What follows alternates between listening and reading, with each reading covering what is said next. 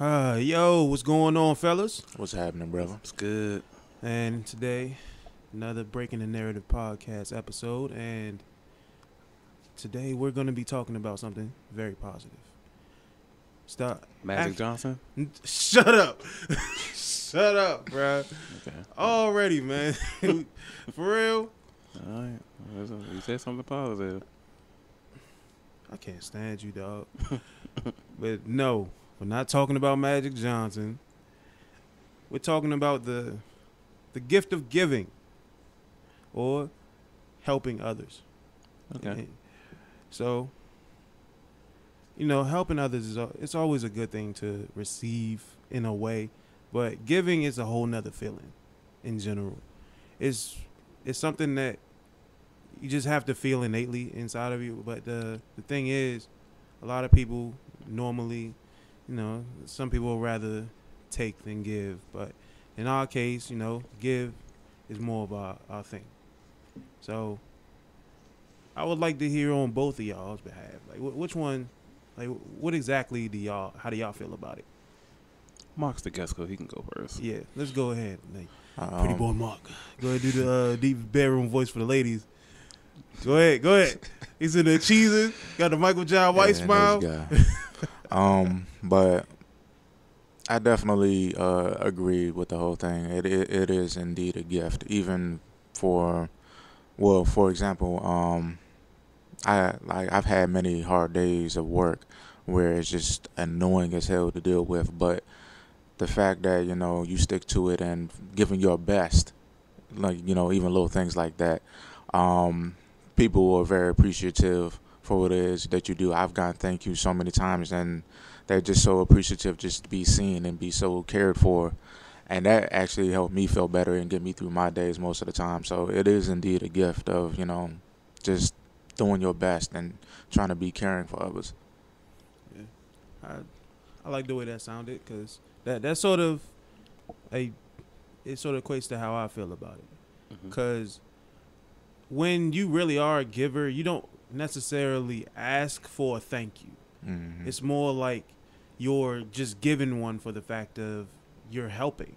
Right. You're appreciative of it. However, this is not something that you're working towards, which I think a lot of people kind of misconstrue that, where they feel as though they should be thanked all the time for just doing good things. It's like, if you're doing good, it's not going to come with a thank you all the time. Right. Well, so it definitely feels good to have the acknowledgement for that. Yes, for that's sure. true. But I think what really it is for people like you and me is just knowing that you actually are creating a positive change. You know what I'm saying? Like, Yeah. you're actually doing something about it that brings the environment of something much better, because you're contributing. Just like there's much negative that comes in, the more positive you actually put in there, and the more positive will come out of the whole situation. So I think it's just the mentality of knowing that you're actually putting more in the atmosphere for it to change and become better is the gift for us. Yeah.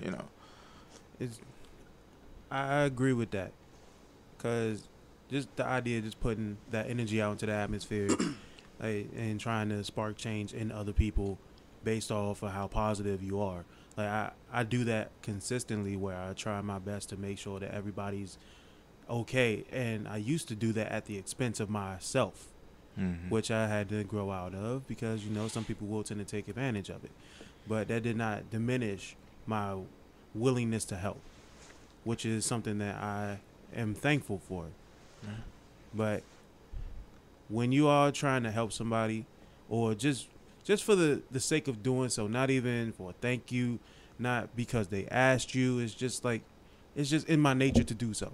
So I'm going to help you as best as I can. And if I can't help you, I'm going to try my best to find somebody who can. All right. Yeah, you indeed a genuine guy, Mike. Facts. Well, I don't know about that.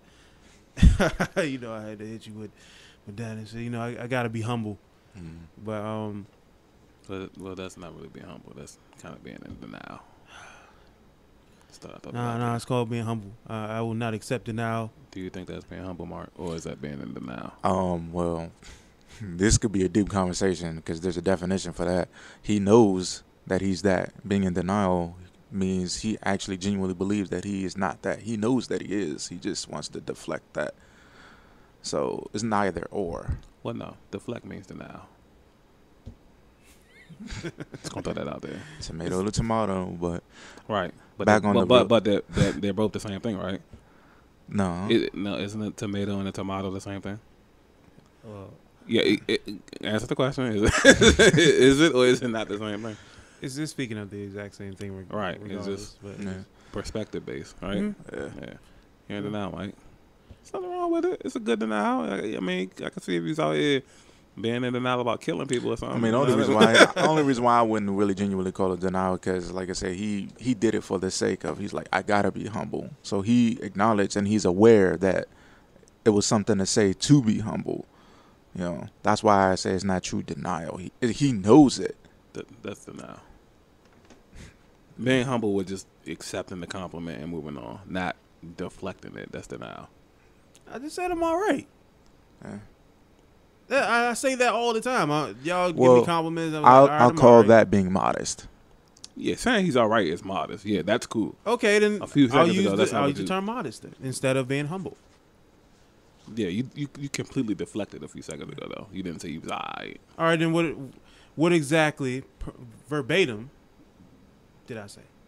No, I can't say verbatim. All we can do is all I can do is sum it up. Okay, sum it up. You deflected it. I didn't say I deflected it. What did I say? No, you didn't say that. I'm saying that's what you did though. You didn't say I'm all right. Okay. Cool. That's good. Moving on. It's We gonna could be say, good, you know, we got two politicians right here that's just sitting there going back and forth. I'm still, you know, I'm waiting to find out what your take is on this whole situation, on this subject here. Like, how do you feel about it? I'm a giver. A massive giver, you know, so to speak. You know, it's one of the lanes where I'm kind of arrogant in. Okay. So I'm not humble in this department. You know what I'm saying? I'm not modest. You know what I mean? Like, you know, we grew up a certain way in a certain area. All right, so where do you draw the line for it to be too much giving? Oh, that's easy. It would all comes down to circumstances. I feel like a lot of the time you can kind of tell when people abusing the help, taking advantage of the help, you know, don't really need help and just being greedy. Like a lot of times you can really tell that, but because you're a giver, you tend to overlook that kind of thing. Yep. So once you come to a conscious decision within yourself to draw the line with a pen, not a pencil, because when you do it with a pencil, you tend to go back and erase, and next thing you know, you're getting abused again. I like that. You know what I'm saying? Yeah. So once you do that, you know, you focus on that every day. So then it just becomes easier to, that's an unfortunate situation, but, you know, can't really do nothing for you right now.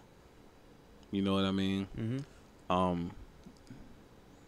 Of course, we all know the community work that we do, Yeah. which, you know, we're big on giving back to the community in some way, shape, form, or fashion, whether it's with feeding the less fortunate, the homeless, or even the content that we create. Because, you know, technically, that counts as well. Yeah, I would say so. To a degree. And if you did want to mark that down as one of the assets that I would. you bring, then Yeah. I can definitely see that, because it's always good to bring laughter. It's also good to bring pain. Yeah. So to be transparent is a very good thing for the community, because they can see you for you, and you will be able to convey a message a lot better that way when you're being as transparent as possible. Facts. Mm-hmm. So I agree with that wholeheartedly. Yeah, that's cool. And with your whole community work, so like that's pretty much the pinnacle there almost. Like you feed the homeless, like used to be on a somewhat consistent basis before the pandemic. Definitely before the pandemic.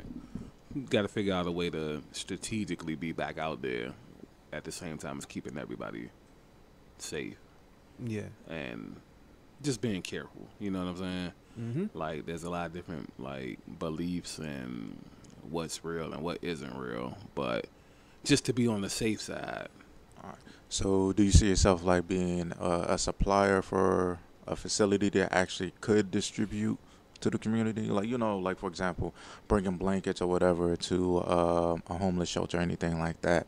And then, so they are the facility that really brings it to the people, but you're actually help supplying some of that stuff. Well, we do both. Like, we go to the shelters too. You know what I'm Okay. saying? So it's whatever, when we plan it out beforehand, whatever seems like the logical option at that time. So summertime, you kind of can just scour the city and you'll see homeless people everywhere. Mm-hmm. Wintertime is cold, so they're going to be more hard to find, or the shelters will be more open to letting them in. You know what I mean? Mm-hmm. So then you go to the shelters, you take pizza and you take like clothes and just anything really. You know what I mean? Like, once you're in that kind of situation, you'll take whatever you can get your hands on, so to speak. So, like, on my birthday, well, a few days before my birthday, we went to the shelter, but only because like our normal spot, which was the Franklin Square, they shut it down because they're supposed to be remodeling it, Mm-hmm. which I don't get because it's an open park. But we'll see about that. So yeah, we went to the shelter, at least the only shelter that I knew of. I'm quite sure there's plenty of shelters in DC. I just gotta sharpen the. I definitely had been doing some thinking about that myself because just the other night, the night before Father's Day, I don't know if it's the same place or not. I wasn't really paying attention to the street, but I know we was on the way to Adams Morgan, me and my homie, Mm-hmm. and I just happened to look over, and it was literally like a whole community of tents, as if they was tailgating, but it was like, obviously, they were, Yeah. and I was just like, Yeah. dang, man, like, it's getting worse and worse. Like, I never seen, like, so many tents in one spot like that, and up in D.C. on that one little patch, and it was like, you could see them gathering around, like you saw how you see the homies up the street, gather around, cooking out or whatever. It looked like that, though. They was literally around talking to each other and everything, and I was like, dang, bro, like, what could I do about it? It just really made me want to do something about it. And I was like, what could I do for it, like.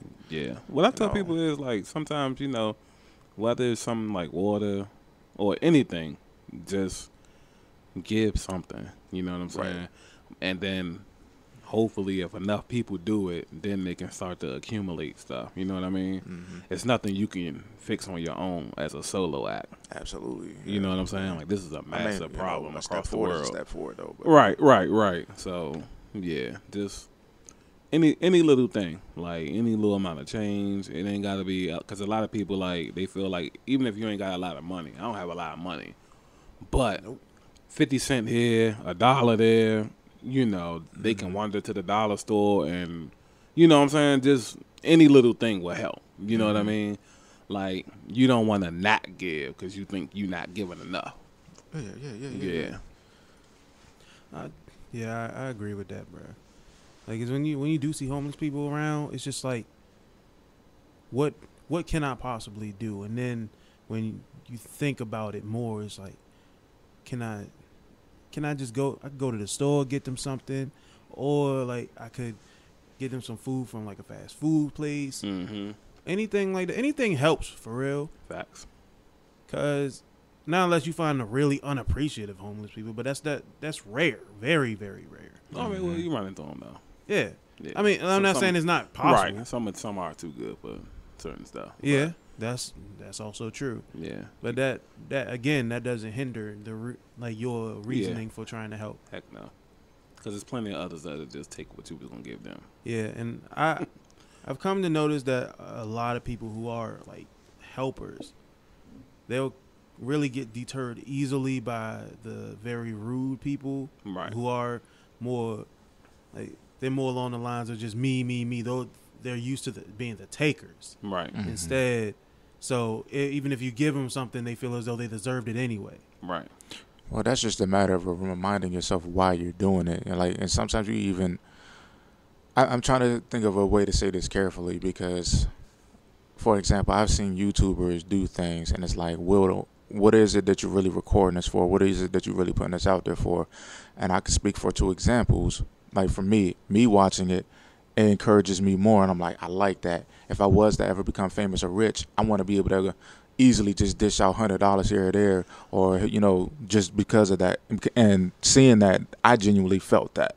Now I'm not sure why they really are doing it or why they're recording it and put it on the internet, but at the same time, even if you used to see yourself doing it, sometimes it even enlightens you even more. They're like, hey, yeah, this is why I'm doing it. So sometimes you just gotta chalk it up to really remembering why you even stepped out there in the first place. Facts. Yeah. Yeah. My opinion on that, because that's a quite often a debate that I used to get into. Well, as far as the whole recording thing goes, me personally, I don't care. Whether you recording yourself doing it, people recording you doing it, as long as you're doing a good deed. Because there's so much, like, people never say anything about people that's recording murders on camera, you know what I'm saying? Like, or sex or all this other stuff that just got everything haywire. But as soon as it's something positive, oh, you should just do it. You know what I mean? Like, no, that needs to be shown too. Because, like you said, it's inspiration. Yeah, like, it I might be too nervous to go out there, but if I see Mike do it, I'm gonna step out there too. You know what I'm saying? Like, Yeah. so I really have. It's just a matter of hope that it does encourage. You know what I'm Right. saying? Like, hopefully it sends the positive message. Because, like I said, some people just doing it because they want to be out there and show they do it. It's kind of like a patting yourself on the back type of thing, a self-righteous thing. Because the thing is it's more so if you know you're doing it and why you're doing it, then I guess that really what matters to you most. Yeah. But, like, I'm not against. it's a bonus of hoping that somebody I'm not gets against a inspired. person doing it just to pat themselves on the back either. Because, like, at the end of the day, we got to understand, like, how life really is. You know what I'm saying? Like, Only thing I worry about that when it comes to that is because if you're doing it for vanity reasons, you can also stop doing it for vanity reasons. Like, it seems like you're more easily to be swayed from doing it in the first place. It's like you can get distracted off of that. that's probably true, too. But at the end of the day, people still was, at least for a moment of time, getting help. And that's just the help thing is the operative word. You know what I'm saying? So, like, it's so many different reasons of why somebody could not be out there no more, stop going out there. It's, Facts. like, I could be supplying the whole city and then lose my job. You know what I'm saying? Like, it ain't nothing I can do about that. So, it's just, I just chalk everything up to, and then, at the end of the day, nobody's obligated to go help either. Like, you just make a conscious decision to want to go help somebody. Right. So that's why I say we've been out there about 3-4 years, you know what I'm saying? So it's like, at this point, you done dealt with hundreds upon hundreds of them. It really is just like, as long as you're out there doing something, that's all that matters to me. Yeah. True. I get that. I get that. Yeah. Me personally, I've never really been out there with you and shit, but I do feel bad when I don't get a chance to go, especially now due to my condition. But still, I always come over here, help. I would send the clothes. Yeah. And I remember when we was over here for like 3-4 hours making sandwiches. Yeah, the sandwiches, yeah. Man. Yeah. Good times. Like, and the fact is, like, it was a way for me to help in general. Yeah. I didn't care that these clothes that I weren't gonna wear anyway was just gonna go. They were leaving. Like, I didn't care. Right. Because I knew what they were going towards. Right. Like, I sent them over to, like, if I was sending them like the Goodwill or something, there's no chance that I'm gonna be, it's gonna be accurate to where these are actually going. They're gonna go to somebody that really needs them. There's no chance of me knowing Right. where it's gonna go. Right. But when I give stuff to you, I know where it's going already. Right.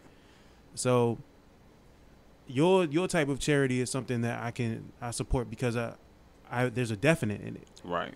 Because first and foremost, like, your video, there's someone's videotaping the whole process. Yeah. So Yeah. someone's going to let you know, oh, this is what your stuff is going towards. Mm-hmm.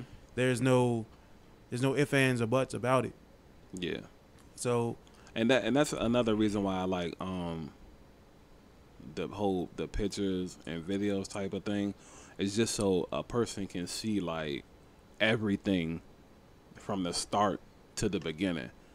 You know what I'm saying? Even though we don't record the full process every time, or we don't take pictures every time, at least detail. You know what I'm saying? But there are times where you just like, I record us making the sandwiches or us buying the pizzas, and you record like, you know, wherever park you're going to, where it's at, so other people can know where they should go. You know what I'm saying? Or whatever shelter you're at, or like you said, sending clothes over or helping with the sandwiches. Like you don't have to even be out there as long as you're doing something. Damn, I know Mark go out there next month. Let me go ahead and drop off these bananas or something, or let me drop off these canned goods. Let me drop off, you know, just any, you know what I'm saying, just any little thing, because it takes, you know, it takes a village.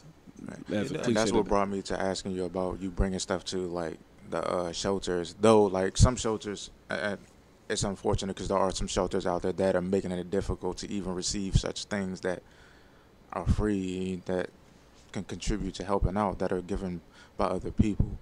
But just the fact of you having a middleman or a basis, because you mentioned how you said like due to the pandemic it kind of slowed things down a little bit, but I'm like, there's still shelters out there that people are still working in, and I'm like, well, you know, even though I'm not going to be the one who's going to give it directly, can I bring it somewhere where people who are actually getting paid, or just literally in a facility that will do that? Right. Well, when the pandemic first started, everything was closed. Like, there's no way to like do nothing.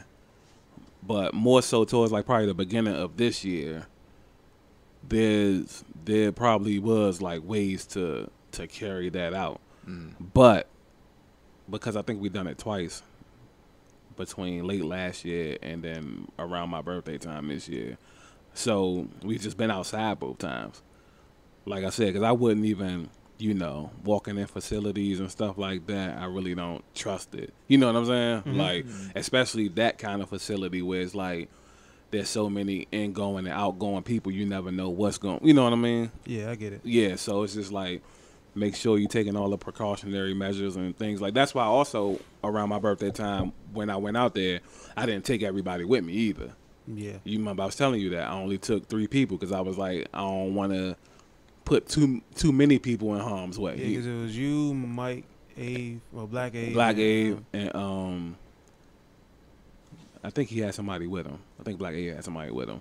But other than that, it was just like, nah, everybody else could just stay around here and then get ready for the other part of the day. You know? I actually would have ended up going if you had asked. Yeah, I know. Like, a lot of people wanted to go, like, but I was just like, nah, I just didn't want everybody, you know, to be put in harm's way like that. You know what I'm saying? So, you know, of course, everybody had gloves and masks and stuff on, but still, you just want to be safe. We can go knock out these 8 pizzas or sodas and drinks and stuff, and then we right back around here. Yeah, bro. That was a good day, nonetheless. Even though I didn't get a chance to go and shit, that was still a good day, nonetheless. Yeah, and of course there'll be future, you know, outreaches and whatnot. So see, Mark, he's letting you know ahead of time. So yeah, go ahead, stop through. Me too. Like, I plan on being in one or two of them eventually and shit. Yeah. It's a very good experience. Ain't no issue. Yeah, it's very good, and it keeps you humble. You talk about humble earlier. It definitely keeps you humble, just mingling and interacting and hearing so many like different stories of what people been Absolutely, through. like, because one, it's just like, it just puts you in the spotlight where you're just like, hey man, it could be me or whatever the case may be. And there are some people who literally, you be like, how do they do it? And they literally just living there like every day, like it almost as if it's not happening to them. Yeah, and then you know. Yeah. They put you on. And see, that's one thing. Like, I always used to tell myself this little quote: I'd rather listen to a man that's on the street who's giving me advice than somebody who's rich trying to give me advice. Because you can lose sight of a lot of things when you're in a good place. But when you're in a bad place and you're still trying to help me out, trying to help me be above you, yeah, you know, that's definitely humbling right there. Yeah, that's definitely a very humbling experience. Yeah. I actually like that. That was a good way of putting it, because there are people like at heights worth reaching that will just look down at you and it's like, well, you can get here. Like, it's a lot of people will just say, well, I made it here, so can you. Yeah, and that's the bulk of the that's the bulk of the conversation. They don't get, there's no, like, inner detail. There's nothing else. Like, I made it, so can you. That's slightly motivating, but you're not giving me anything of substance. But if someone's gonna like tell me, this is the way you should do it, these are the mistakes I made, I'm gonna keep you from making those mistakes because this is what landed me here. Those type of people, while some of them still exist at the higher and the highest of heights, there aren't too many of them. Right. Which is the reason why the world is the way it is now. Facts. Yeah. But the ones that are worth speaking to, that are giving you the real spiel, they're more than likely gonna be at the bottom because they've failed before. Right. Like, I'd rather, like, in general, I'd rather speak to someone who's failed than someone who spent their entire life succeeding. And I do believe that's a real thing. Well, because one, I know it's a real thing because I personally connect to that. Like, no, I haven't been really on the streets for real or anything, but I've been in situations where I've failed, or I know quite a bit of certain things where I fell off, and I'll tell people certain things, but then I've gotten that, well, if you're still going through this and you still haven't overcome it, why should I listen to you thing? So I'm like, yeah, but at the same time, it's facts. Like, you don't want to be here. You don't want to experience what I experienced in case you haven't experienced it already. Right. So, yeah, and I genuinely mean this when I'm telling you this. Like, they wouldn't be able to tell at the time, of course, but, it's like I genuinely felt that regardless whether you're an enemy or not, I still trying to tell you something like, you don't want to be here. You don't want to experience this. I definitely wouldn't wish this on my enemy. So, like, I personally do connect with that as well, and that's why, like, I'm so big on that. Of course, it's a smart thing to listen to if you haven't been that person, but when you actually do that, like, it's always a 100% forward thing. Right. Yeah. I like that. Yeah, I like that. And then, of course, it's other, like, it doesn't have to be in the community. There's other ways, Yeah. Family, friends. Mm-hmm. You know what I mean? So it's tons of ways to be a giving person. Yeah, bro. You know, my giving, like, usually just went to, like, single people or like a solid group, which usually would have put me in like a bad spot back in the day. But nowadays, it's just like I learned how to say no. I put myself first before I did anything of the helpful nature. And you start to realize who certain people are. If you stop helping them, then they stop talking to you. right. So that's like the drawbacks of being a helper, which is something that a lot of helpers have to learn the hard way. Yeah. So there are a lot of negatives that come with being a helper, but if it doesn't deter you from your idea of being a helper, or you just wanting to help others, then that means that you are innately meant to do that. And that's something that I had to learn myself. It's ingrained in me to help, regardless of anything. Even if I wanted to, there's no way I could possibly stop helping. Yeah. That's why I said you're a genuine dude, because I've seen and heard the stories of how many times you've gotten the burn from, trying to help and everything like that, because people just have the habit of being like, well, it doesn't feel pleasing, even though you're saying you're helping. I just don't like the way it feels. So, it's toxicity coming from you when you actually are genuinely trying to help. Just those people who just want what they want or want to feel whatever it is they feel, or however they perceive that it's supposed to feel. And so now you're getting burned from that, but regardless of that, like, you still wanted to help. And so that's why, like I said before, you are a genuine dude. Yeah, I accept it. See, Abe? I said it. Yeah, I accept it. Yeah, that's why I looked up like that. That was, I know. That's exactly what I was like, what? I was waiting for you to do it. That's why I was like, yeah. Mike's definitely a genuine dude. Mike's helped me out in some life-saving situations. So I'm forever indebted to Mike. Yeah, and vice versa. Yeah, likewise. I think we all got the same feeling about each other now. I can say the same about y'all too. Yeah. So that's the beauty of, like, genuine friendships, is like once you get to those battle tested situations and then you get out of them, it's just like, okay, well, at least I know Mike's gonna do this. You know, oh, damn, he's Message. yeah, he's gonna. You got the audience, the listeners going over there. Oh, Yeah, no yeah. bullshit. I mean, because it's been so many times where it's been the other. You know what I'm saying? Like, damn, I thought we was boys, or I thought we was bros. You know what I'm Yeah. saying, man? I ain't. Nah, I ain't even hear from this nigga. Yeah. I definitely pride myself on not being like them people. I Yeah. hated that. Yeah, Like that idea of just being around when things are good and when things are bad is like I don't show up. yeah. Yeah, I hated that. Or you just, because it's the same thing about how the community is. It's like just because somebody needs one thing, it doesn't mean they won't accept other stuff. Mm-hmm. Like you still can accept positive words, mm-hmm. the presence, the positive energy. Like it's so much, you know what I'm saying? Like so much stuff that you could just offer a person when they down on their luck or in need, and just Yeah. It'll kick in right away, or it'll kick in whenever it needs to. facts, super facts. So Yeah, bro. Like it's really a tough situation when you have to deal with like people who just think the opposite. When you're just like, oh, I just want to help, and they think, what do you want out of this? I've had so many people they think that the reason why I was helping them is because I wanted something. right, But that just means they went through something themselves. Yeah. Though. Like I'm- there's first and foremost the societal thing of how everything is supposed to look, quote unquote, is Facts. what ruins that. That dilutes the whole true blood of, you helping out. But then there's those who like literally go through the hurt and the pain, and like I said, it goes back to hurt people. They experience something where they're just like, why?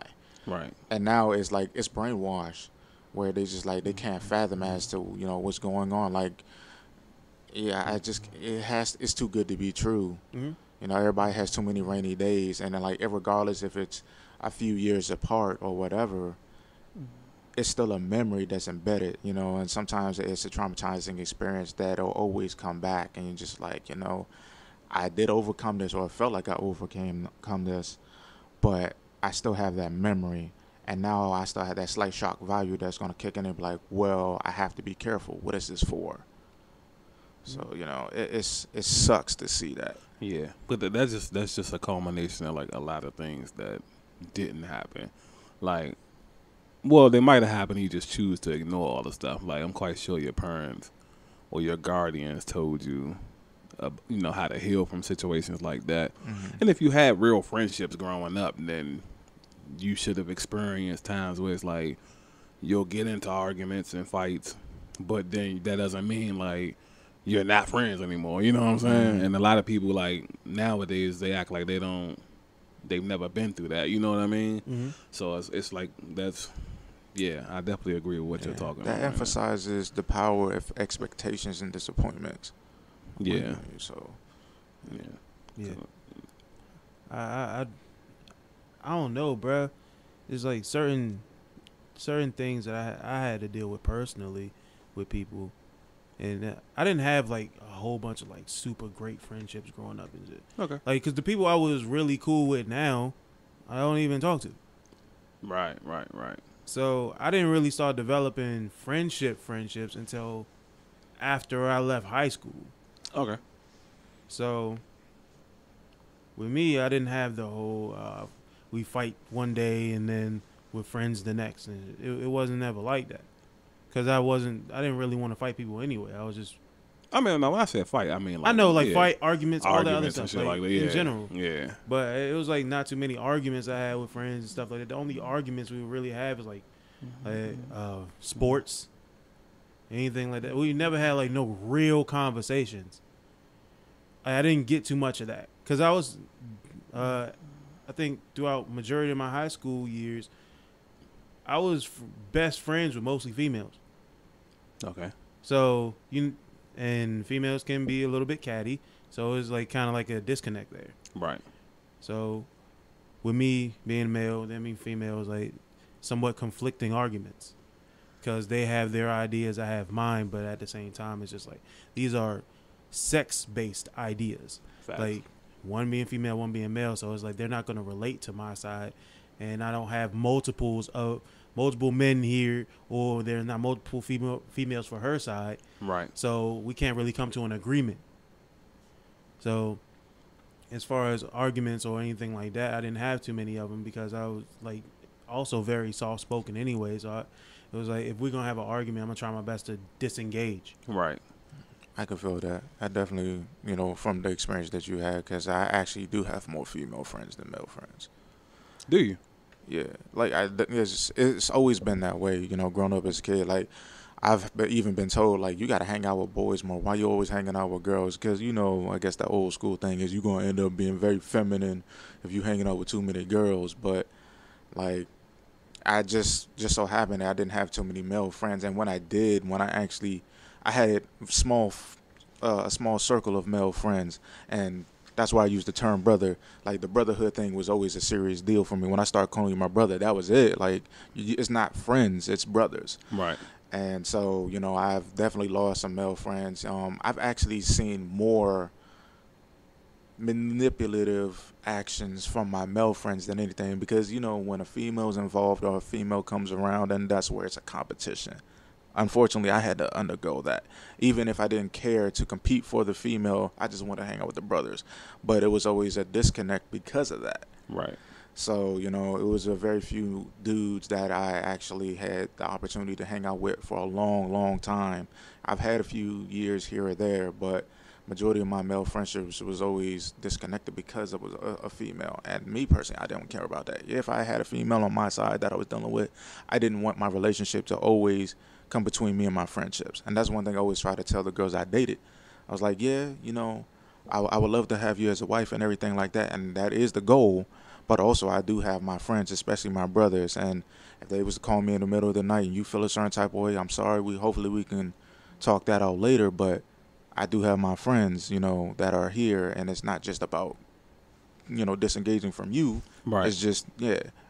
But it was a lot of dudes. It was just like, it was over a female, whether a relationship or not, that really disconnected us. And it was just like, well, it is what it is. That's disappointing. So, it wasn't too many dudes that I had around. Okay. True. That's true. Stuff like that happened to me consistently. But you learn to roll with the punches. Yeah, I just don't do the whole bravado stuff. Like, people want, like, man, I'm top dog. I don't care about sitting there trying to promote me being top dog or not. I'm just me. Do what you do, but just don't bring the issues to me. Yeah. I was in a good situation too. I didn't care about being top dog. Odds are I never was anyway. But it was. We joke a lot with you about the looks thing, Mm-hmm. and it's like, because of like who some of my best friends was growing up, it's like it's easy to joke about because I've already been accustomed to like having somebody in the camp that just gets all the girls based on looks and shit. Mm-hmm. So, and like you said, a lot of guys, it is funny. It is funny. It is. We both had to go through that. Because I remember, like, I had to go through the same stuff. Yeah. It was certain dudes, well, he going to get all the girls. Yeah. Because of what he looks like. But it's like, it never was like a jealousy thing. Nah. Like, cause I maybe because we people, we always see the positive and everything. Mm-hmm. So all I would be thinking was like, well, at least the baddest chick is in our camp. You know what I'm saying? Little stuff like that. I ain't never thinking like that, but I did. And then you couple the fact with like, we go out. Let's say Mark get like 10 girls or something. I'm gonna get 3 or 4, which is way too much for me anyway. You know what I'm saying? Like, so I'm happy regardless. You know what I mean? Like, if I can get one, I'm happy. Yeah. Because you gotta think, we go out. Let's say we go out once a week, and after like 4 or 5 weeks, you gotta think that's 5 girls. Yeah, I don't know what that is. That's 4 or 5 girls in a month span. What am I gonna do with 4 bitches in 1 month? You know what I'm saying? Like, it's way, so it's like niggas probably don't even think like that. You really only need 1 girl technically, maybe 2. But, just because I see him get 10, I'm jealous. You know what I'm saying? Only need 1, the monogamous type. I'm monogamous too, but we single men, so it's like I'll dibble and dabble. I don't know. I heavily invest myself into one person. I'm a little bit obsessed of the idea of the one. Yeah. Like I'm they so fake putting right all now, of your yeah. eggs into one basket type. Like, I've always mean, been like that. Don't Mike- get me Mike's telling- wrong. Mike's telling the I'm a truth. guy Mark's lying. still, but Yeah, at the same Mark. time, Oh, Mark. I'm a guy still. You know, don't get me wrong. You know, that's always just gonna be a thing, I guess. But at the same time, it's just like what you do with that, and you know, it's the right time for everything as well. So it's just, I don't know. But me having just that one to come home to, Bro, you can tell the truth, bro. The that podcast is is the about truth. giving back to the community. So let's we- talk about the community Transparency. penis, community And penis I- that you're giving out. Let's talk. I am being transparency. You know, it's of course you guys is just like, man, this dude is straight out of a comic book. But nah, that's really me are. though. Like I said, I look at women for one. Johnny I like Bravo. to look at women, period, and that's just because like I'm very fascinated with the body and shapes and all that. You know, that's artwork for me. But literally, like, if I can just have that one, like, I tell myself that all the time. Like, I can look at one person, I'm like, man, if I just got that one, I'm set. I'm good. You know, I'm more obsessed with that dream right now. And I only call it a dream because I'm not sure how soon that'll come. But I'm really, you know, engraved with that. Like, I just want that. Like, if I can go ahead and find that one that I ain't got to worry about nothing else, then good, period. One, is not too much responsibility, and I'm not sitting there just saying, oh, yeah, you know, like, less work, you know, the better, but you're going to put in your work when you need to. But just the fact that you have that loyalty, you know, to be with you, I mean, that's very comforting for me. So, I mean, that's all I need. If I find that one, that's that one, period. Yeah, And but you're more hope than that it likely- doesn't fall apart. You're more than likely to dibble and dabble and tell them. What do you call dibble and dabble? Because I communicate. Yes, I have conversations, but if you talk about going ahead and find out interest, trying to purposefully find interest in another woman, then you're wrong for that. That's like cheating. I'm not talking about that. I'm talking about before the initial process of dating. Yeah, that's what I'm Dibbling. talking about. Dibbling and dabbling. Yeah, like That. he's not talking about being in a relationship with a girl and then having other ones on the side. Well, I'm talking about like let's say how we was outside filming, Mhm. and we seen the female walking her dog. Remember you saying about the long locks and stuff like that? Yeah. Now let's say I would have approached her and got her number, Mhm. and then time sped up, and when we was across the street filming, we seen the other female, Mhm. and just that fast, I would have wanted to get her number. Mhm. That's dibbling dab. That's dibbling Oh, dab. okay. You know what I'm saying? Like All right. if I meet two chicks in one day, I don't have a problem getting two chicks in one day. You know what I'm Okay, saying? then, Yeah, you not know, inquiring. You know, yeah, define not if I'm in something a to if I'm in a solidify. committed relationship and I'm just well, you know, I do like some nah. Yeah.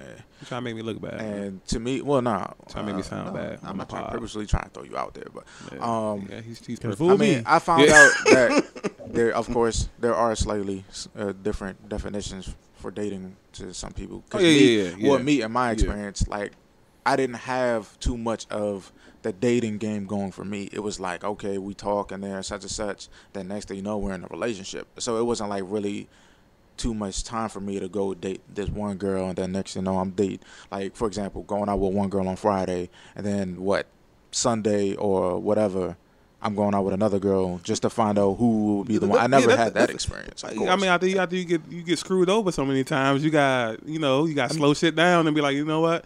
Let me just date all these bitches and then see who the most logical to mess with. You know what I'm saying? Well, Like, it doesn't seem plausible to me Right. anyway, you know, and I guess that's because the fact that I didn't have the chance to really experience that is why it's contributing to who I am now. Like, oh man, I'm not with dating multiple people at the same time. It's like, look, this is what I'm putting my time into right now.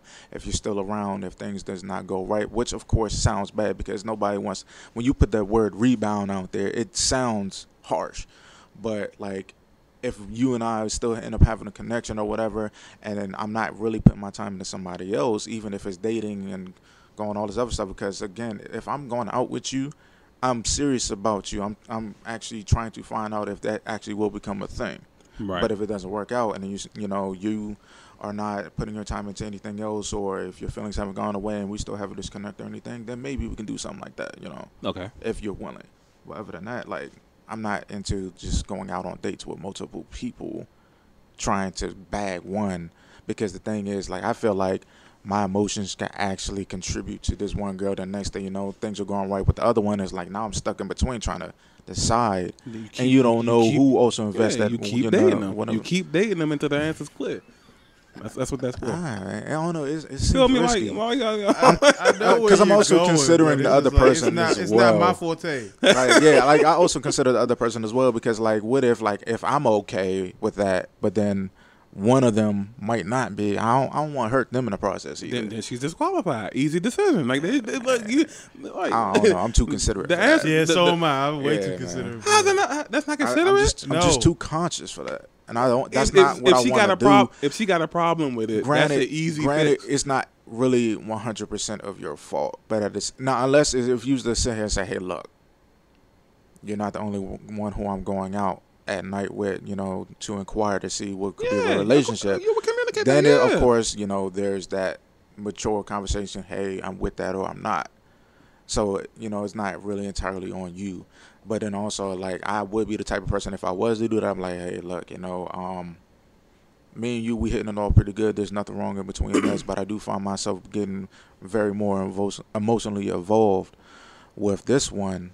I'm not sure how this is going to click. I don't know if you still want to continue the date after this or not. Right. Then, But that's all you can do. You gotta communicate to her crystal clear, and then whatever she decide to do, you just gotta live with it. That's it. No. The story writes itself, man. I couldn't do I've that. discovered that there's people who really don't do that. They be like, "Oh, I'm dating. We're Yeah, not. We're, yeah. we're there's no label." So it's just like I don't gotta tell you nothing for real. There's people out there that don't do that, and they're Yeah, like, that- "All right, that's well, a- we wasn't even this," and it's just like, "Damn, bro, That's like a female tactic, so they can that's selfish." yeah, so they can do that without technically being wrong. Yeah, they That- play that- that technical yeah, part, and that's what it- and that's where I it mean, becomes you know, a mental technic- issue, because that actually mentally contributes to a lot of things, and it's just like now motherfuckers want to be out here being dogs. Right. I mean, There's it nothing wrong with that, by the way. It plays a part, and it's rather unfortunate that a lot of people have to go through that, male and female. Mm-hmm. But to me, it's just like I'd rather be invested in one person at a time. That way, I don't feel as though I'm hurting somebody else, because I've actually been on the receiving end of that, and Mhm. I don't like the feeling. So to inflict the same pain on somebody else it would be torture to me. Yeah, Because I'm very fragile when it comes to hurting people. I don't like doing it. Right. So even if I see someone hurt in front of me and I feel as though I haven't done anything for them or I haven't done enough, it still hurts. It still hurts me to the point where I feel as though I needed to do better at that point in time. Right. So there was an instance where I was working at Target, and I was in the back room, and I was in the break room, and a person was back there. She was crying, and I was sitting like one row over from her, and you know who this person is, but I'm not gonna mention the name. She was sitting right across, like a row over from me, and I saw her. I saw the tears in her eyes. I saw how much and how pain she was in general. It hurt me Right. at that point in time, but I didn't do anything about it. And then the counselor came along. Cold-hearted. No, I didn't, because at that point in time I was like, did I how am I going to do anything to fix this? Because back then I was still in my shell as far as Gotcha. helping people. Well, when it came to helping like people in general, because I was very standoffish. Right. So, especially as someone that looked like her. So, another thing. HR came along, they helped her out, and they took her in the office. And then, to this day, I still feel bad about it. Like, I should have done more. You should To have. this day, You should have. Yeah, it's I just, should not. You should feel bad. just the feeling of the what if, because it's like Naughty if you. you basically you put, like mentally, subconsciously, you end up putting yourself in their shoes. Mhm. Cause like, man, if this was me, I would hope that somebody will do this, because we, I'm pretty sure all of us, but me and Mike are a lot alike. And so it's kind of like, even though we don't say anything or do anything, we still have that hope that somebody can help and bring us out of that situation, even just a little bit. Yeah. And like, Yeah, for with example, that, I've had a coach. we're definitely different, because I would have said something to the girl. Yeah. I wouldn't have just ignored I mean, it. I definitely, I didn't ignore it. I knew it was there. Like that. I would too. But I actually just recently, got into the habit of like trying to step out of the show, because I've had, of course, like me working with predominantly females, I gotta be careful of everything that I say or do. I gotta really consider how I'm moving as a male, for one. But I've seen my coworkers hurt, quite a few of them, and Right. it's just like there's a point of time where I hear them getting upset or getting into these conversations, and I'm like trying to drown it out, because it's like, all right, Mark, it's really not your business. But at the same time, it's like you seen them hurt, and I can't. After a period of time, I can't continue to watch it. And it's like, well, am I going to be that coworker that's just going to walk out and pretend I didn't see it and continue to say it's not my business or anything like that? Especially if it's something that I've been through myself. Right. Like I could step in and put in a little thing, a little bit of advice to help out, at least, for later on, because it's just like you're sitting in that mindset. If I help out, is it going to make it worse? Because, of course, working with other females and being one of the very few males that work around a whole group of females, and then they also are invested in a time with another man outside of work, sometimes males can be very suspicious of certain things, even if there is nothing. So I'm like, okay, well, should I say something, because I don't want this man to think this, and the next thing you know, it's not, one, it's not the case, and two, it's Right. just giving them something more to bitch about or be concerned about. I Right. don't want to say bitch about it, because like we all got feelings, but for them to be totally concerned about. And there's actually been points where I'm like, look, man, even if I have to talk to dude to discuss whatever his worries and insecurities are, I can help level them down, because I've been there.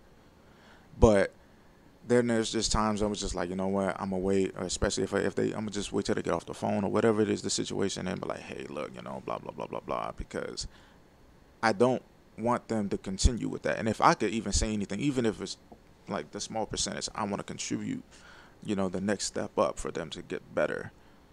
Because like just watching somebody hurt, it hurts me, for one, and two, I'm always putting myself in their shoes. It's just like, you can do something about it. If you're conscious enough to do something about it, why not?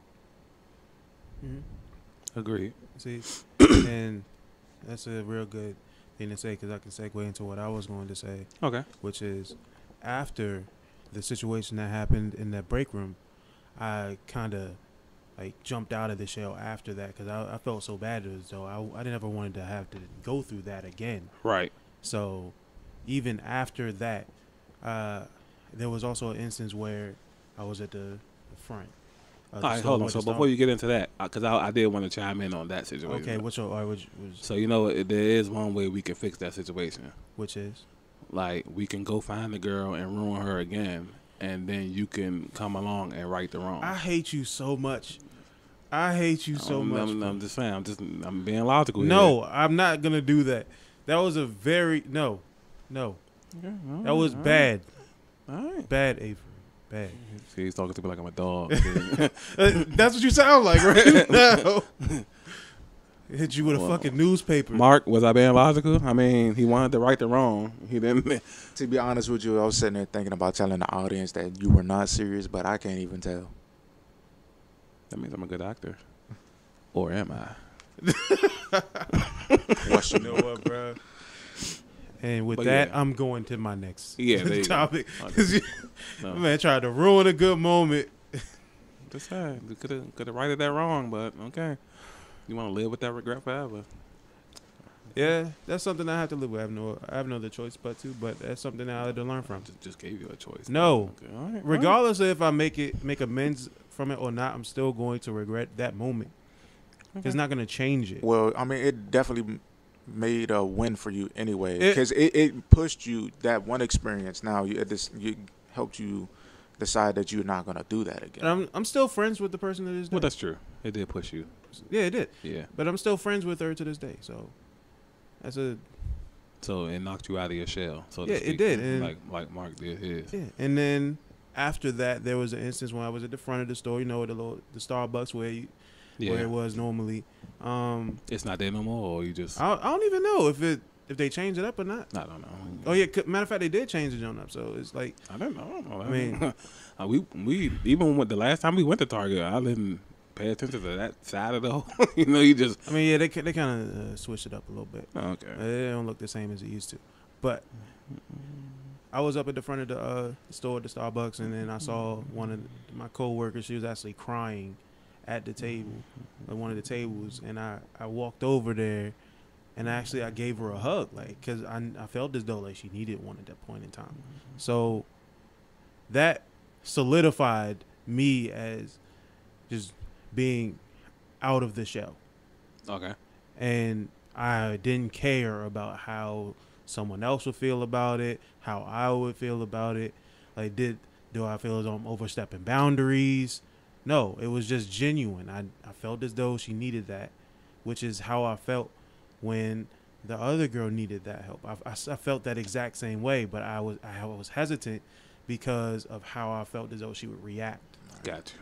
Right. Yeah, and it's cool because like you never know how much somebody needed that until they actually express it. Like you could have had an idea of on the meter of 1 to 10 how much they needed it, and it could have been far more greater than the expectations that you had before, and it makes you even feel even better. Right. Mm-hmm. So yeah. And those are the things you got to learn when you're a helper. Like, it's not you wake up that day. Well, you wake up as soon as you come out of the what, and you just like, let me help the world. Nah, it's a process. You have to learn in order for you to help. It's not something that, it's innate, and it's something that's built inside of you when you're already out. However, you don't have to go into it knowing everything. Yeah, that's what our experiences are for, the good and bad, and that I definitely can say a lot of my bad experiences contributed very well, though I hate it and puts a very bad taste in my mouth, and I wish I could have learned some other way if possible.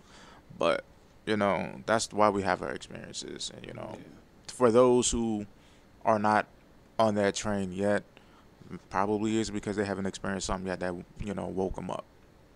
Yeah. I feel like left out because I can't pinpoint a coming out of my shell moment. Like I just. Because you've always been out of your shell. Just like there's some people who are just natural born leaders, and some people who had to learn how to be. So it was already enabled in you. I guess, but I'd like to have a cool story too. What about your coming out party? Pause. Yeah, that makes it sound like I'm gay. I was gonna say, please fix that one. Is your coming out party? When you started doing doing the community work. Like, that was technically your jump into the whole helping at any point type of thing. That technically was your beginning. Yeah. Your step forward. So I can't tell the backstory on that though. I understand why you can't tell the backstory. I'll paint myself as a villain, and then that's just part. Yeah, of it's like your story the villain is your story, but you had to go. You went through some type of discomfort in order for you to overcome it. So yeah, massive. Yeah, his story was like the villain trying to reconcile all the differences with the heroes. Yeah, I could. So, we'll tell you off air, but it doesn't matter. It doesn't matter how you got the message. The point is that you get the message. Yeah, let's go with that. Compliments to Eddie Griffin because that's where I heard that from. Shout out to Eddie Griffin, man. Yeah, funny and very very knowledgeable dude. Mm-hmm. But whole time, bro, I can tell you right now, like, helping people has always been it's a soft spot in my life as far as like just me learning, like touching on like every single negative experience I've had almost came from me being helpful. So I'm not gonna say all of it was like the other person's fault. A lot of it is my fault. Mm-hmm. But true. Then that's where accountability comes in. Right. Absolutely. But I say like it's a soft spot because it's a lot of the negative as well as the positive in my life equated with my need to help, my willingness to help. Right. So it's like it's playing an integral part. Like, I wouldn't be a writer if I wasn't a helpful person. Like me wanting to help another person feel good by writing poems, or me wanting to help a person get through a certain situation by writing a script and then putting it on screen. Right. So being helpful is everything to me. But just to me though, not sure how it will affect everybody else. Mark, I'm pretty sure a lot of your situations came from with you wanting to help. Mm-hmm. Abe, I know you've had your moments of, and we didn't sat here and talk so much all the time. Like you didn't help, and then it's just like it backfired. Yeah. When you in certain situations, and what I can say is like the most of it came from like, not the background part I'm about to say, but most of the willing to like want to help others came from like my mom. You know what I'm saying? Mm-hmm. And then if it wasn't her, it was like a lot of the OGs around here. Mm-hmm. You know what I mean?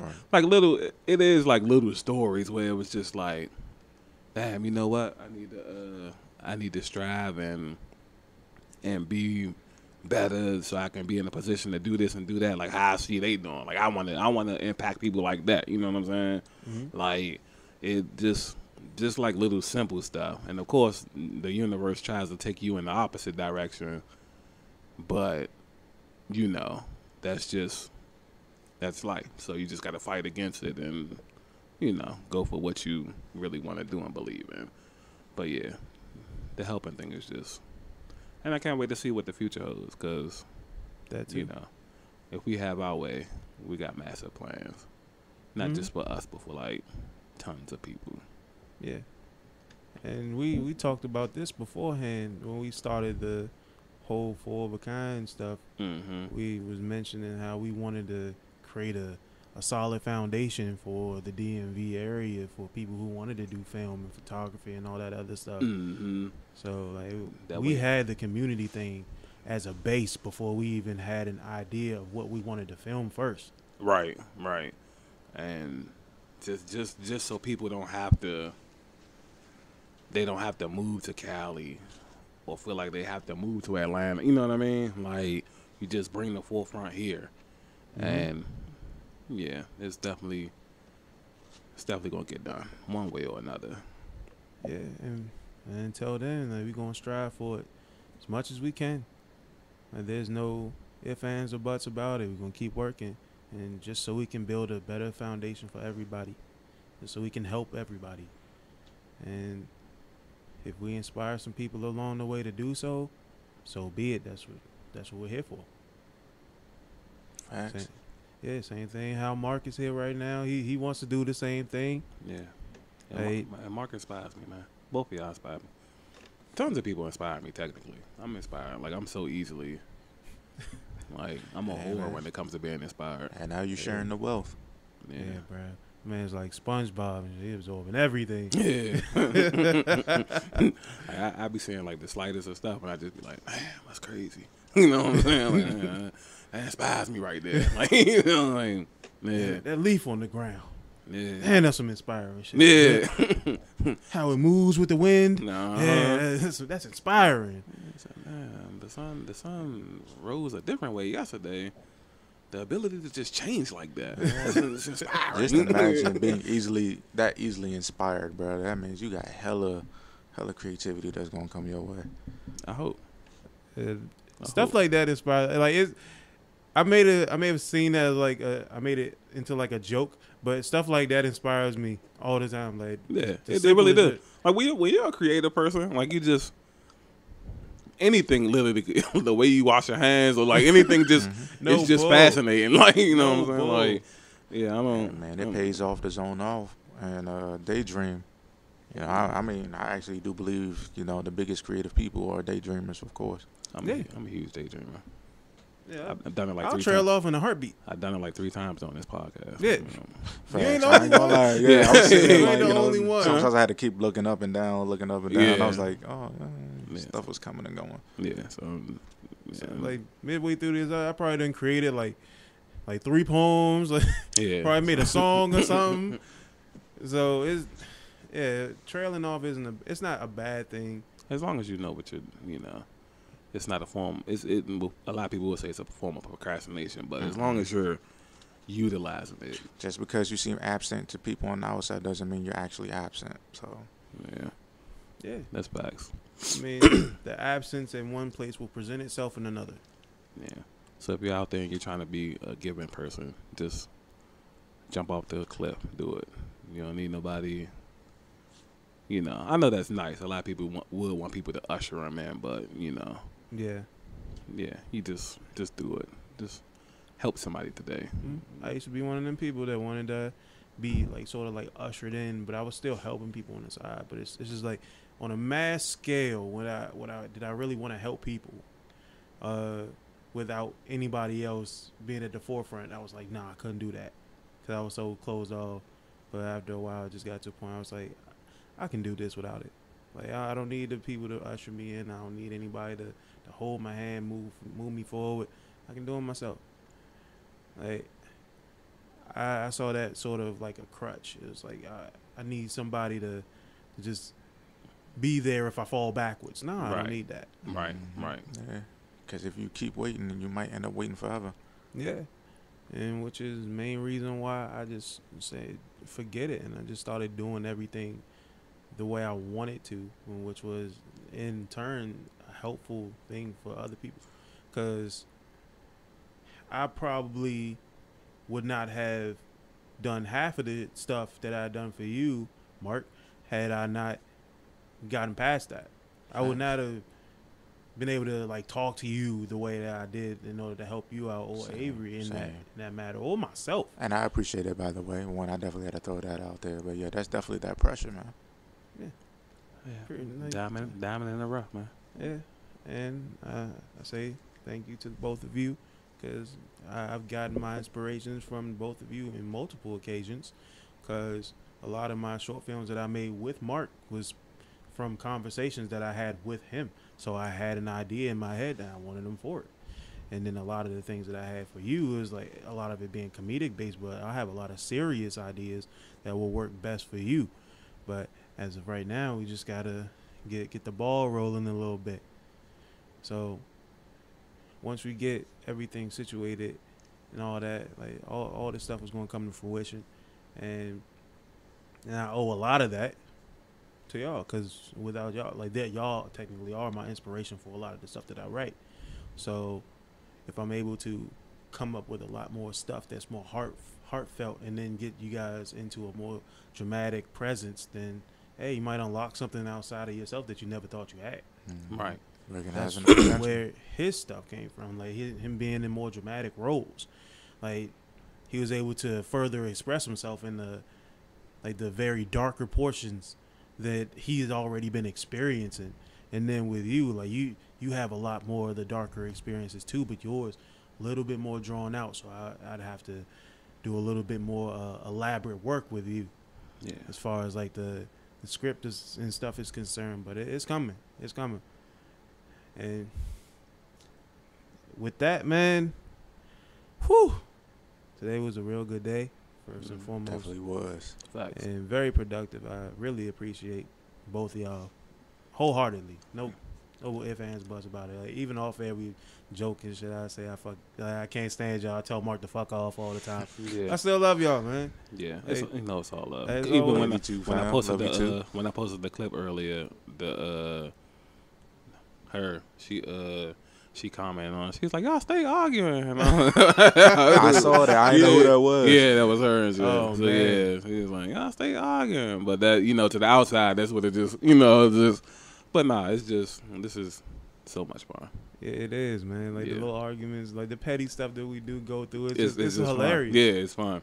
Yeah, I definitely appreciate y'all, man. Man, most definitely. I appreciate the both of y'all, man. And then, with that marks the end of another Breaking the Narrative podcast. I'm Tony. I'm Teddy. I'm Mark Anthony. And we out of here.